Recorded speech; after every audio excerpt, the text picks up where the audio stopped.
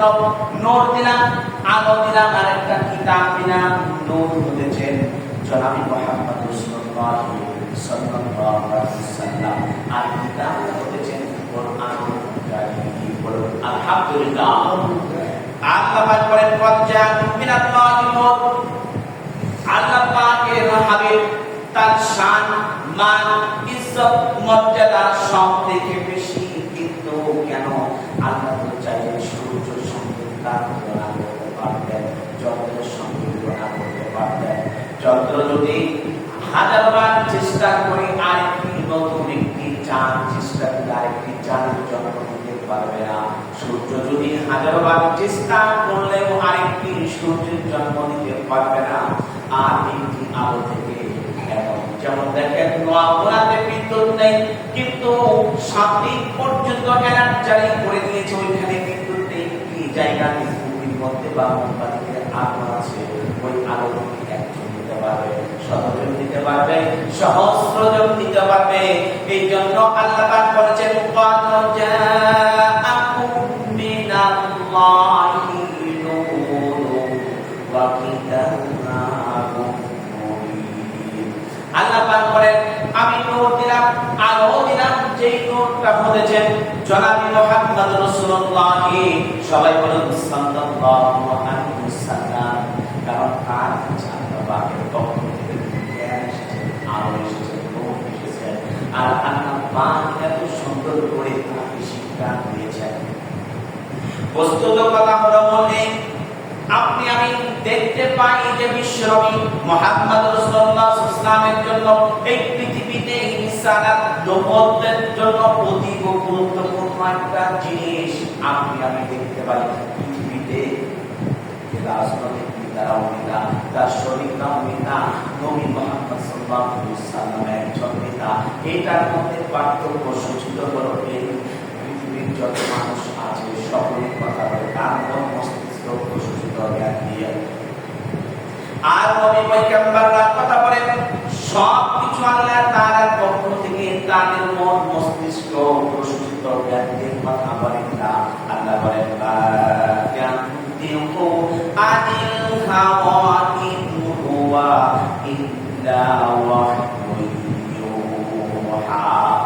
আল্লাহ বলেন আমার নবী যদি তার নিজের মন মস্তিষ্ক প্রশোচিত জ্ঞান দিয়ে কথা বলতেন, আমি তাকে কি করতাম? শোনো ওয়ালা তাকাউ ওয়ালা আলানা বা'দান আকাউমি লা আখাযনা মিনহু বিয়ামিন সুম্মা লাকাতা'না মিনহুল ওয়াতিন। আমি তার ডান হাতকে চেপে ধরতাম আর আমি তার মননালীকে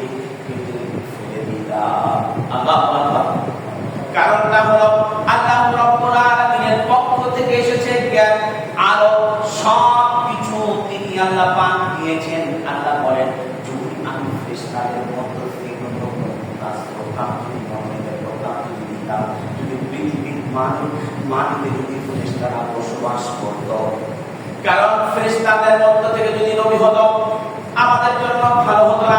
কারণ ওই ফেরেশতারা খায় না, খাবার বুঝতেন জানে না। কারণ পৃথিবীর মাটিতে বাস করতে পারে, জীবিত উপার্জন করতে পারে, সাধারণ করতে হয়, ফল কারখানায় যেতে হয়, কর্মফল করতে হয়, ঘোরাঘুরি করতে হয়, বিভিন্ন ধরনের কাজ করতে হয়। ওইখানে যদি ফেরেশতারা আসে, ফেরেশতারা কিছু বুঝতো না। এই জন্য আল্লাহ পাক বলেছেন লাউ কানা ফিল আরদি মালাইকাতুন ইয়ামশুনা মুতমাইন্না লানাজ্জালনা আলাইহিম মিনাস সামাই মালাকান রাসূলা। আল্লাহ বলেন যদি আমি ফেরেশতাদের মধ্য থেকে নবী পাঠিয়ে দিতাম তাহলে পৃথিবীর মানুষের জন্য ভালো হতো না। কারণ তারা বুঝতো না, তাদের মধ্যে জ্ঞান থাকতো সীমিত। আর আমি আল্লাহ প্রত্যেক নবীকে আমি নিজে হাতে জ্ঞান দিয়েছি। তারা পৃথিবীর কোনো হাত স্কুল মাদ্রাসাতে পড়ে নাই, যদি পড়তো তার জ্ঞান থাকতো সীমাবদ্ধ। যিনি শিখাবেন তার জ্ঞান সীমাবদ্ধ, যিনি শিখবেন তার জ্ঞান থাকবে সীমাবদ্ধ। আর আমি আল্লাহ আমি অসীম সমুদ্রের পানি, আমার কাছে জ্ঞানের ভান্ডার রয়েছে, আমি সেইখান থেকে আমার নবী দু জাহান জনাবে মুহাম্মদ রাসূলুল্লাহ সাল্লাল্লাহু আলাইহি ওয়াসাল্লামকে আমি নিজ হাতে আমি শিক্ষা দিয়েছি। সুবহানাল্লাহ। তিনি বলেছেন ইন্নামা বুইসতু মুআল্লিমা, পৃথিবীতে আমি শিক্ষক হিসাবে প্রেরিত হয়েছি। তিনি কলেজে মাদ্রাসাতে কোথাও পড়েনি, অথচ তিনি বলছেন আমি শিক্ষক হিসাবে প্রেরিত হয়েছি। তাই দেখুন আল্লাহ পাক বলছেন যখন ইব্রাহিম আলাইহিস সালাম তিনি বলছেন ইয়া আবাতি ইন্নী ক্বাদ জাআনি মিনাল ইলমি মা লাম ইয়াতিকা ফাত্তাবি'নি আহদিকা সিরাতান সাবিয়্যা। আল্লাহ বলেন ইব্রাহিম বলছেন ও হে আমার পিতা শোনেন, আপনি যাহাকে অনুসরণ করছেন আপনার যে জ্ঞান আছে, আপনার মস্তিষ্ক প্রসূত জ্ঞান আর আপনার সীমাবদ্ধতা পদ্ধতির মধ্যে, আর আমাকে আল্লাহ স্বয়ং তিনি জ্ঞান দান করেছেন। সুবহানাল্লাহ। আর এটা হলো আপনি এইগুলি বাদ দিয়ে আমার কথা শোনেন। তখন আল্লাহ পাক বলছেন পৃথিবীতে এমন কোন নবী পয়গম্বর আম্বিয়া নাই যে তাকে আমি হিদায়াত দিয়ে তাকে মানুষের মতো লোকের মতো নির্বাচিত করেছি। আমি আল্লাহ মুখতাজ করেছি, এই নির্বাচনের মতো মুখতাজ করি নাই। আমি আল্লাহ ছোট থেকে তাকে নবী মনোনীত করি, আমি পৃথিবীতে স্বাবলম্বী বানাইয়া তাকে আমি পাঠিয়ে দিয়েছি।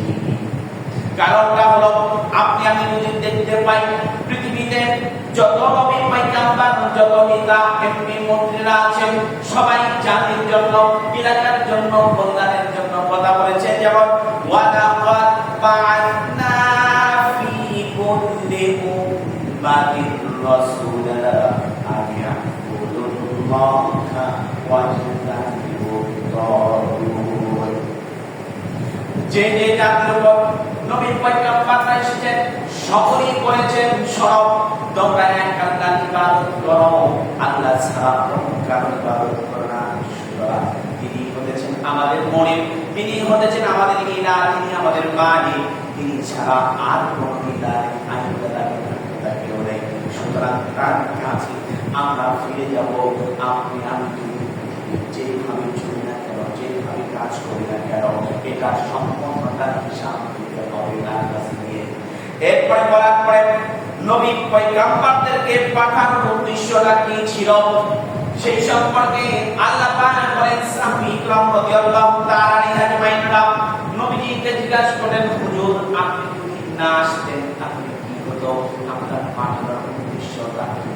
আল্লাহ পাক সঙ্গে সঙ্গে কোরআন কারীম বলেন আলিফ লাম রা কিতাবুন আনসালনাহু ইলাইকা লিতুখরিজান নাসা মিনাল যুলুমাতি ইলান নূর। বলেন আল্লাহু আকবার। আল্লাহ পাক বলেন আলিফ লাম রা, এই অক্ষর পরির অর্থ আল্লাহ পাক জানেন। আল্লাহু আ'লামু বিমুরাদি, আল্লাহ এবং যার উপর নাযিল করেছেন তিনি জানেন। পৃথিবীর কোন বান্দার ক্ষমতা নাই এর অর্থ বলা। আনসাল্লাহু ইলাইকা লিতুখরিজান নাস,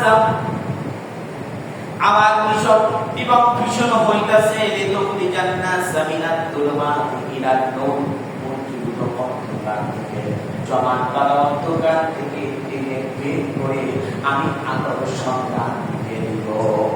সুবহানাল্লাহ। কারণটা হলো আপনি আমি দেখতে পাই যে পৃথিবীতে আপনি আমি যাদেরকে চিনি জানি অমর ব্যক্তিদের মধ্যে যতগুলি মনীষী আছে, যত পৃথিবীর জমিনের নেতা আছে, তাদের যদি আমরা চিনি তাহলে কি হবে? আল্লাহর নবী সাল্লাল্লাহু আলাইহি ওয়াসাল্লাম তিনি ছিলেন বিশ্ব নবী, বিশ্ব নেতা। তার মধ্যে যতগুলি গুণ ছিলেন একটা করে আপনাদের সামনে তাও স্থাপন করার চেষ্টা করছি। তার আদর্শ একজন নেতা হবেন আল্লাহর কাছে ওই ব্যক্তি সবচেয়ে মনোনীত, সবচেয়ে একনিষ্ঠ, তাকে পছন্দ করবেন। ইন্না আকরামাকুম ইনদাল্লাহি আতকাকুম, আল্লাহ পাক বলেন ওই ব্যক্তিকে আল্লাহ পাক বেশি ভালোবাসেন যে ব্যক্তির দিলের মধ্যে ভয় থাকবে, আতঙ্ক থাকে, আল্লাহ যেন কোন সময় আমাকে পাকড়াও করে, কোন সময় যেন আমাকে ধরে ফেলে। এক নাম্বার পয়েন্ট হলো তিনি শুধু যিনি নেতা তার আদর্শ কোনো বর্ধিত করতে থাকবে না। আর এটার মধ্যে যেমন আপনি আমি দেখতে পারেন তার এলাকার মধ্যে আদর্শ বন্দী বা সব কিছুর মধ্যে বন্দী।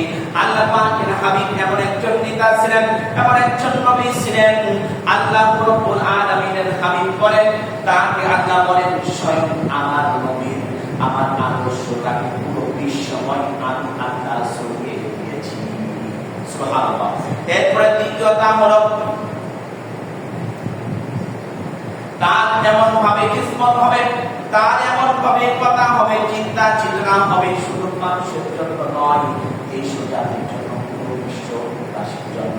কারণ একজন নেতা যদি তার কবিরার জন্য কথা বলে, তার গোত্রের জন্য কথা বলে, তার আদর্শ নিয়ে এই পর্যন্ত ক্ষান্তটাকে কিন্তু আল্লাহ রাব্বুল আলামিন করেন আমার হাবিব আমার নবী কিন্তু এই ধরনের শুধু অল্প কিছু জায়গার মধ্যে আদর্শ দিয়ে ক্ষান্ত হন নাই, পুরো বিশ্বটাকে তিনি জয় করে নিয়েছিলেন তার আদর্শ দিয়ে, তার মাধুর্য দিয়ে, তার গাম্ভীর্য দিয়ে, তার চলাফেরা বসা উঠন সব কিছু দিয়ে আল্লাহ পাক তার চরিত্রটা দিয়ে তাকে মাধুর্যতা দিয়ে সবাইকে মাইন্ড করে দিয়েছিলেন।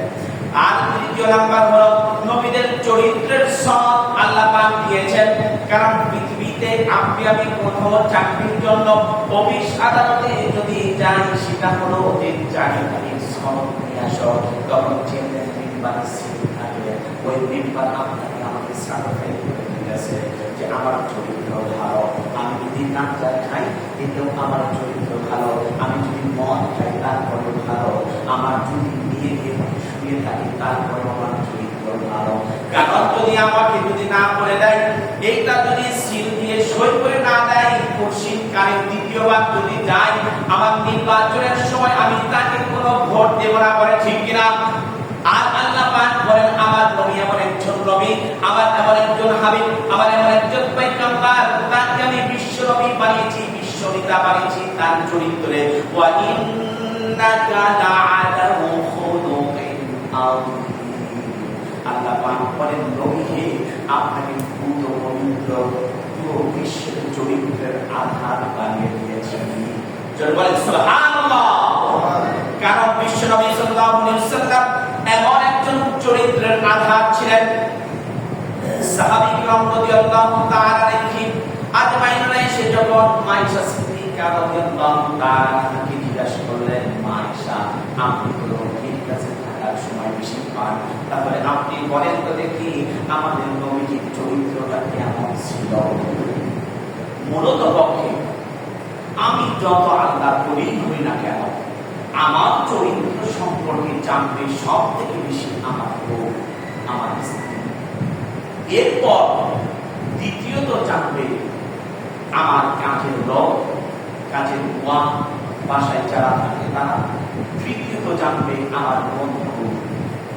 বলেন তো তিনটা পয়েন্টে একটা পয়েন্ট ফেলে দেবার আছে? নেই। দেখেন একটা কথা বলছি। আয়েশা সিদ্দিকা রাদিয়াল্লাহু তাআলা আনহা সাহাবীদের জবাব হচ্ছেন, তোমরা কি প্রশ্ন করেছো? তখন বলেছেন, মা আপনি বলেন, সব সময় তো আপনি থাকার সুযোগ পান, তাহলে বলেন দেখি আপনার নবীজির চরিত্র কেমন ছিল? তখন বলেছেন, তোমরা কি কোরআনুল কারীম পড়তে জানো? তখন বলেছেন, হ্যাঁ আমরা পড়তে জানি। তাহলে তোমরা কেন আমার কাছে আসলে? তখন নবীর চরিত্র যদি বুঝতে চাও, জানতে চাও, তাহলে কোরআনুল কারীমকে দেখো। কোরআনে লিখিত আছে আর বাস্তব চরিত্রের আধার করেছেন নবী মুহাম্মদ সাল্লাল্লাহু আলাইহি ওয়াসাল্লাম।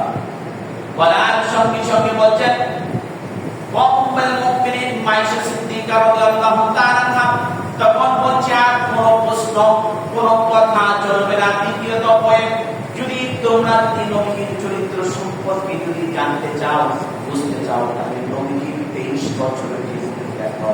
23 বছরের জীবনীতে যা ঘটেছে হুবহু কোরআন থেকে, আবার কোরআন থেকে তার জীবনটাকে গঠন করেছে। সুবহানাল্লাহ, আলহামদুলিল্লাহ। এমন একজন নবীর উম্মত হয়ে আমরা পৃথিবীতে আসছি। এই জন্য আল্লাহর কাছে শুকরিয়া আদায় করছি। দিল খুলে বলেন আলহামদুলিল্লাহ। এরপরে দেখেন কারণটা হলো আরেকটি সার্টিফাই করছেন খাদিজা রাদিয়াল্লাহু তাআলা আনহা, উম্মুল মুমিনিন খাদিজা রাদিয়াল্লাহু তাআলা আনহা। তিনি বলছেন তার কাছে শুনুন খাদিজা, আজকে এই মাত্র জিবরাইল এসে আমাকে বলে গেল আমি নাকি নবী, তোমার কেমন মনে হয়? তখন বলছেন হুজুর, আপনার এই চরিত্রটা আমি যতদিন ধরে দেখেছি, আর আজকে থেকে নয়, আপনি যেদিন থেকে আমার ব্যবসায় বাণিজ্য যোগ দিয়েছেন সেই দিন থেকে আপনাকে আমি ফলো করছি, যে আপনার মধ্যে যে চরিত্রটা দেখছি, আপনি নবী হওয়ার যোগ্য, আর আপনাকে যে জিবরাইল বলেছেন আপনি নবী না, আমি সাক্ষ্য দিচ্ছি তাহলে তুমি আমার প্রতি ঈমান আনবা। দেখেন ভালো করে বুঝুন, আপনি আমি যতই আল্লাহর ওলি হই না কেন, আমার স্ত্রীকে যদি না গভীর রজনীতে ঘুম ভেঙে যদি উঠে পড়ি, ও আমার স্ত্রী স্বয়ং জিবরাইল এসে আমাকে বলে গেল আমি নাকি আল্লাহর ওলি, তুমি আমার ঈমান আনবা। তখন সঙ্গে সঙ্গে স্ত্রী জবাব দেবে, শোনো, তুমি না আল্লাহর ওলি না শয়তানের ওলি, আমার থেকে আর কেউ বেশি জানে না, ঠিক না? আর সঙ্গে সঙ্গে মা খাদিজাতুল কুবরা রাদিয়াল্লাহু তাআলা আনহা তিনি বলছেন, ইয়া রাসূলুল্লাহি হাবিবাল্লাহ, আপনি যাহা বলেছেন এটা সত্য, আর আমি সাক্ষ্য দিচ্ছি। আমাকে কালিমাতুশ শাহাদাত পড়ে সবাই বলুন, আশহাদু আল্লা ইলাহা ইল্লাল্লাহু ওয়াহদাহু লা শারীকা লাহু ওয়া আশহাদু আন্না মুহাম্মাদান আবদুহু ওয়া রাসূলুহু। ঈমান চিন্তা করে স্ত্রী তার প্রতি ঈমান এনেছে। বিশ্বনবী মুহাম্মদ সাল্লাল্লাহু আলাইহি ওয়াসাল্লাম এই পৃথিবীর সকলের জন্য উত্তম চরিত্রের আধার মুহাম্মদুর রাসূলুল্লাহ সাল্লাল্লাহু আলাইহি ওয়াসাল্লাম। আর তার সম্পর্কে জানতে পারেন তার জামর বা তার খানের, যখন জামা নামক বাজার, একটি বাজার থেকে খাদিজা রাদিয়াল্লাহু তাআলা একজন চাকরকে ক্রয় করেছিলেন, জাইদ ইবনে হারিস। ক্রয় করে পর একজন ডাকাত দল জাইদকে ধরলো, ধরার পর তদন্তকারী গোলাম কেনা বেচা ছিল, ওইটা বাজারে উঠিয়ে যখন বিক্রি করে দিলেন, বিক্রি করে দেওয়ার পর তখন খাদিজা রাদিয়াল্লাহু তাআলা ক্রয় করে নবীজিকে গিফট করে দিলেন। গিফট করে দেওয়ার পর নবীজির সঙ্গে থাকার পর হঠাৎ যখন তিনি জানতে পারলেন যে তার চাচা, তার বাবা জানতে পারলেন যে নবীজির কাছে আছে, সঙ্গে সঙ্গে তার কাছে গেলেন। তখন তিনি বলছেন, শোনো, তোমরা কি আসছো আল্লাহর বান্দা, তাহলে তোমরা একটু বসো, আমি দেখি জাইদকে জিজ্ঞাসা করি। জাইদকে জিজ্ঞাসা করলেন, জাইদ তুমি এদেরকে চিনো? তখন তিনি বলছেন আবুল্লাহ, তিনি বলছেন আমার চাচা, তিনি আমার পিতা। তখন বলছেন তুমি কি যেতে চাও? তখন বলছেন, বাবা, তোমরা যেভাবে আমাকে প্রবল দেখাচ্ছ, লোভ দেখাচ্ছ, সমগ্র লোভের বস্তুগুলো এই পৃথিবীটাকে যদি আমাকে কিনে নিয়ে এসে দিয়ে হাতের মোয়া বানায় হাতের মধ্যে দিয়ে দাও, আর আমি এক পাও ছেড়ে যেতে পারি না মুহাম্মদ রাসূলুল্লাহ সাল্লাল্লাহু আলাইহি ওয়াসাল্লামের কদম মোবারকে। কারণ আমাকে যেদিন থেকে খাদিজা যখন কিনে নবীর কাছে গিফট করে দিয়েছেন, সেই দিন থেকে আজ পর্যন্ত একবারও নবীজি আমাকে কোন শব্দ দিয়ে খুশি ভালো বলেন নাই। আপনার আমার বাসায় চাকর চাকরি কাজের লোক থাকবে, ভগবান জোরে ও প্রস্তাব করে দিবে না, খাবে না, বসে থাকবে। এমনকি গতকালকে সরকারি এক কর্মচারী দেখলাম, স্বামী সরকারি চাকরি করে, স্ত্রী একটি ছোট একটি বাচ্চা কাজের লোক, তার শরীরের মধ্যে গরম পানি ঢেলে দিয়ে ফেলেছে, বাচ্চার শরীরের গোস্ত চামড়া করে ঝুড়ে পড়ে রয়েছে, ঝোল আছে। তাহলে ওই ব্যক্তিকে দিয়ে আমার দেশে কতটুকু টাকা হবে বলেন তো? সে যদি একটা চেয়ার দখল করে থাকে, এমন টাকা বাংলাদেশের 2 পয়সা আমার ছোট্ট জ্ঞানে বলছে উপকার হবে, ক্ষতি ছাড়া উপকার কখনো চিৎকার আশা করতে পারি না। কারণ যে নবজাতক একটি বাচ্চাকে যদি এরা করতে পারে, তাহলে সে কন্ট্রোল না করতে পারে, সে জনগণের কাজ করবে কি করে? আল্লাহ সাল্লাল্লাহু তিনি ছিলেন এমন একজন ব্যক্তি, শুধু নবী নন, পৃথিবীর সকলের জন্য আদর্শ। সে রাজনৈতিক মঞ্চে হোক আর যে কোনো মঞ্চে হোক, যদি কোরআনুল কারীম আপনার দিল দিয়ে মন দিয়ে যদি পড়ে, তাহলে আপনি পাবেন। আপনি আমি দিল দিয়ে মন দিয়ে যদি না পড়ি, তাহলে কিভাবে শিখব? আল্লাহ নবী সাল্লাল্লাহু আলাইহি ওয়াসাল্লাম যে হেঁটে যেতেন, ওর পিছন পিছন বাচ্চারা দৌড় পারত, দৌড়াইতো, নবীজি পকেটের মধ্যে থেকে তার মিষ্টি বের করে দিতেন। আর এমনও মুরব্বী মানুষ আছে যাকে দেখলে একটা বাচ্চা তার নিজের নাতি পর্যন্ত কাছে যেতে চায়, নিজের বাচ্চা পর্যন্ত তার কাছে যেতে চায়। বাবা মধ্যে আমি বাবার কাছে যাব, এই বাচ্চাটাকে আপনি কি শিখাবেন? উমর রাদিয়াল্লাহু তাআলা যখন একটি জায়গায় নবীজি পাঠাবেন মিশরের গভর্নর হিসাবে, আল্লাহ নবীর সময়, তখন সাহাবীরা কানাঘুষা করলেন যে হুজুর, আপনি ওনাকে না পাঠিয়ে আরেকজনকে পাঠান, তাহলে কাজ হবে। তখন বলছে, শোনো, আমি তোমাদের কথা মানছি, ওই যে মোড়কদারের মধ্যে দেখছো কিছু বাচ্চারা দৌড় পাচ্ছে, ওদেরকে যদি তুমি যাদেরকে মনোনীত করছো সে যদি কন্ট্রোল করতে পারে, তাহলে সে মিশরের গভর্নর। আর যদি উমার যদি ওখানে গিয়ে কন্ট্রোল করতে পারে, আমি যাকে মনোনীত করেছি এবং কাজ করেছি, সে যদি পারে, তাহলে সে গভর্নর। এক সপ্তাহ ওনাকে গিয়েছেন ওনাদের মনোনীত। তো যাওয়ার পর একদিন দুদিন যাওয়ার পরে মাইরা বাচ্চাদেরকে একাকার বাড়িছে, পরের দিন থেকে ফিরে আসে। আর পরের দিনে যেদিন গিয়েছেন নবীজির মনোনীত ব্যক্তি যিনি ছিলেন প্রতিনিধি, যখন তিনি গিয়েছেন, যাওয়ার পর বাচ্চাদের সাথে এমন ভাবে মিশেছে, তখন সবার সাথে মিশে কাজ করছে। তখন বলছে, সাহাবীরা বলো, তোমাদের মনোনীত ব্যক্তিকে পাঠাবো না আমি যাকে মনোনীত করেছি তাকে পাঠাবো? বলছেন যে হুজুর, আপনার কথাটাই শুনি, আপনি যাদেরকে মনোনীত করেছেন তাকে পাঠান, মিশনের জন্য কল্যাণ হবে। আমি মনে বুঝাইতে পারি, এখনো কথাটা বুঝাইতে পারি। কারণটা হলো, দেখেন, আল্লাহ নবী সাল্লাল্লাহু আলাইহি ওয়াসাল্লামের কাছে যাই বলছেন, ইয়া রাসূলুল্লাহ, হাবিবাল্লাহ, ভালো করে শুনেন, আমার পিতা যত কিছু লোক নাম সাজাবেন না কেন, তখন বলছেন পিতাকে সমগ্র পৃথিবীর সব কিছু নিয়ে এসে যদি আমার 2 হাতে উঠাই দেন, আমি আল্লাহর নামে কসম করে বলছি, আমি কুরশিকারী মুহাম্মদ সাল্লাল্লাহু আলাইহি ওয়াসাল্লামের কদম মোবারক ছেড়ে দেব না। সুবহানাল্লাহ, সুবহানাল্লাহ। এরপরে দেখেন, তৃতীয় পয়েন্ট, একজন ব্যক্তিকে চেনার জন্য যা দরকার 3টার মধ্যে, প্রথম বলেছি তার স্ত্রী, দ্বিতীয় বলেছি তার চাকর, তৃতীয় বলছি তার বন্ধু। একানিষ্ঠ কাছের যারা বন্ধু, তারা কি বলছে? আল্লাহ নবীকে বিশ্বাস হয়েছেন, বিশ্বপিতা মানবতার মুক্তির দূত জনাবে মুহাম্মদ রাসূলুল্লাহ সাল্লাল্লাহু আলাইহি ওয়াসাল্লাম, হযরত আবু বকর সিদ্দিক রাদিয়াল্লাহু তাআলা আনহুর কাছে এসে বলছেন, আবু বকর রে, তুমি কি আমার কথা বিশ্বাস করো? তখন বলেন, হ্যাঁ, আমার কাছে এখন জিবরাইল এসে ওহী নাযিল করলেন, আমি নাকি নবী, তুমি কি তা বিশ্বাস করো? তখন বলছেন, হুজুর, আপনি তো নবী হওয়ার উপযুক্ত, আপনার মধ্যে 1 নয় 2 নয় 20 বছরের আমি আবু বকর বন্ধু, আজ পর্যন্ত দেখলাম না আপনি একটা মিথ্যা কথা বলেছেন, আপনি একটা ষড়যন্ত্র করেছেন, আপনি একটা কাউকে গালি দিয়েছেন, আপনি একটা কাউর জন্য অর্থ সম্পদ লুণ্ঠন করেছেন। হুজুর, আল্লাহর নামে কসম করে বলছি, আপনি নবী, এতে আমার কোনো সন্দেহ নাই। তখন বলছেন, আবু বকর রে, তাহলে তুমি কি কালিমা শাহাদাত পড়বা?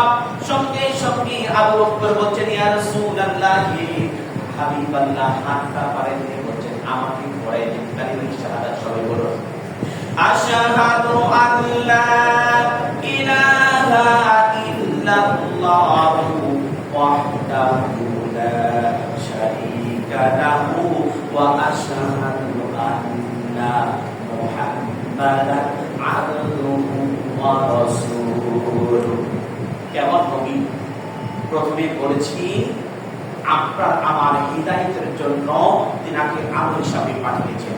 দ্বিতীয় বলেছেন তিনি বিশ্ব নবী, আর তৃতীয় বলেছেন তিনি বিশ্ব নেতা।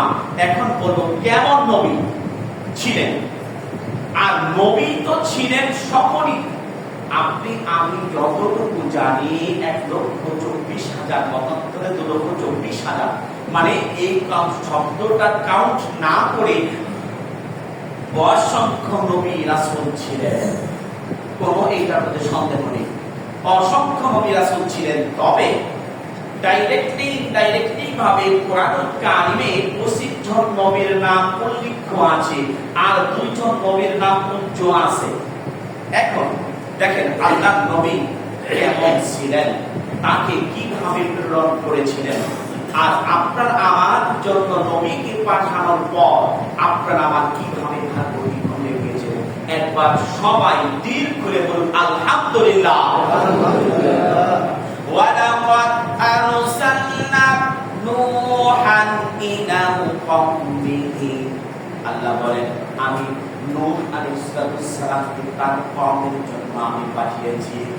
আল্লাহ পাক বলেন ও পৃথিবীর মানুষ শোনো, সর্বপ্রথম যেই নবীকে পাঠিয়েছিলাম, আম্বিয়াকে পাঠিয়েছিলাম, তিনি হলেন ইয়া আদামুসকুন আনতা ওয়া যাওজুকাল জান্নাহ। আল্লাহ বলেন পৃথিবীতে যত নবী পয়গম্বর এসেছেন সকল নবী পয়গম্বরদেরকে আমি আল্লাহ যখন মন চেয়েছে, যখন আমি দেখেছি, নাম ধরে ধরে দেখেছি, কিন্তু আমি মুহাম্মদ রাসূলুল্লাহ সাল্লাল্লাহু আলাইহি ওয়াসাল্লামকে একবারও নাম ধরে ডাকি নাই। সুবহানাল্লাহ। যেমন দেখেন ইয়া ইয়াহইয়া খুদিল কিতাবা বিকুওয়া, আল্লাহ পাক ইয়াহইয়াকে নাম ধরে ডাকলেন। জাকারিয়া বলছেন ইয়া জাকারিয়া ইয়া নূহ। আল্লাহ বলেন যখন মুসা আলাইহিস সালামকে ডাকার বোধ করলেন, তখন তিনি বলছেন ওয়ালা বিলকা বিয়ামিনিকা ইয়া মুসা, মুসা রে তোমার হাতে কোনটা। এরপরে দেখেন আপনার আমার মুসলিম জাতির পিতা হযরত ইব্রাহিম আলাইহিস সালামকে যখন তিনি ডাকলেন, তিনি কিভাবে দেখেছেন সবাই একটু মনোযোগ সহকারে শুনুন। ওয়ালাদাইনাহু আইয়া ইব্রাহিম قد صدقت الرؤيا إنا كذلك نجزي المحسنين. الله أكبر. ওয়ালাদাইনাহু আইয়া ইব্রাহিম, আল্লাহ পাক বলেন ইব্রাহিম রে তোমার স্বপ্নকে তুমি বাস্তবে রূপ দিয়েছো। কদালিকা নাজিল মুহসিনিন, আর আমি মুহসিন বান্দাদেরকে আপনি কিভাবে পুরস্কৃত করে থাকি। সুবহানাল্লাহ।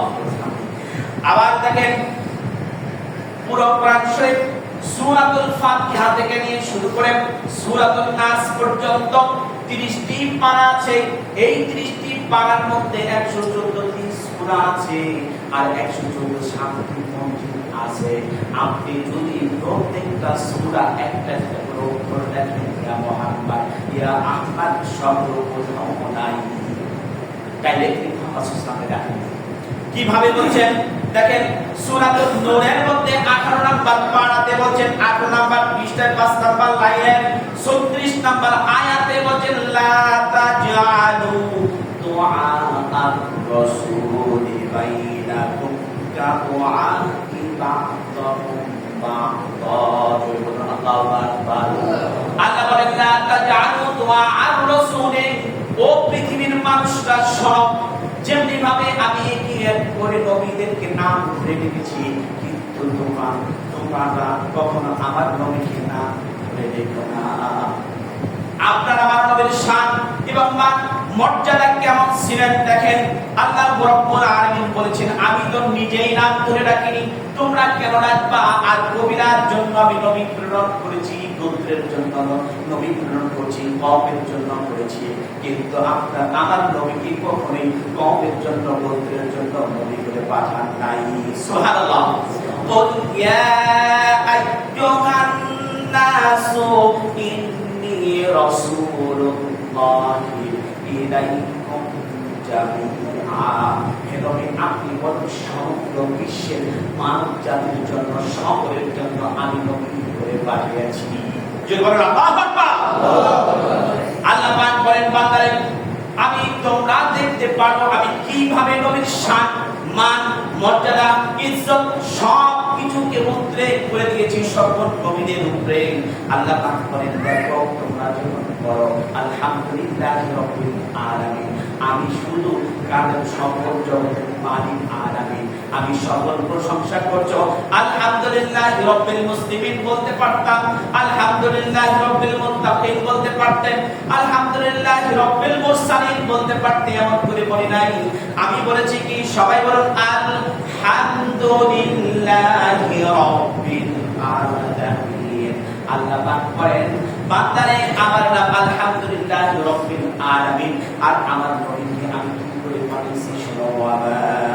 আরসালনাকা ইল্লা রাহমাতান লিল আলামিন, নবী সমগ্র বিশ্ববাসীর জন্য আমি রহমত হিসাবে প্রেরণ করেছি। সুবহানাল্লাহ। আমি হইলাম রব্বুল আলামিন আর আপনি হলেন রহমাতুল লিল আলামিন। সুবহানাল্লাহি। আল্লাহ আমাদের সকলকে আমল করার তৌফিক দান করুন, আমিন। এটা হলো সূরাতুল সফের আয়াতের যে তাফসীর করছিলাম, বাকি ছিল সেটা একটু আংশিক করেছি। ইয়া আইয়ুহাল্লাযীনা আমানু, যে আয়াতটি পড়েছিলাম এই আয়াতের উপর, সেটা হলো ইয়া আইয়ুহাল্লাযীনা আমানু হাল আদুল্লুকুম আলা তিজারাতিন তুনজিকুম মিন আযাবিন আলীম, নবীর প্রতি ঈমান আনবো কেন? শব্দ ছিল এটা, নবীর প্রতি ঈমান আনবো কেন? আর নতুন তথ্য নিয়ে আসবো আগামী শুক্রবার ইনশাআল্লাহ।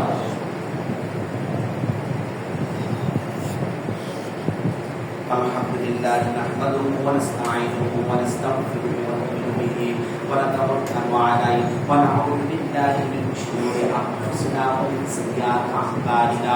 মান ইয়াহদিহিল্লাহু ফালা মুদিল্লা লাহু ওয়া মান يضلل فلا هادي له ونشهد أن لا إله إلا الله وحده لا شريك له ونشهد أن محمدا عبده ورسوله الذي أرسله بالحق بشيرا ونذيرا أما بعد ربنا ظلمنا أنفسنا وإن لم تغفر لنا وترحمنا لنكونن من الخاسرين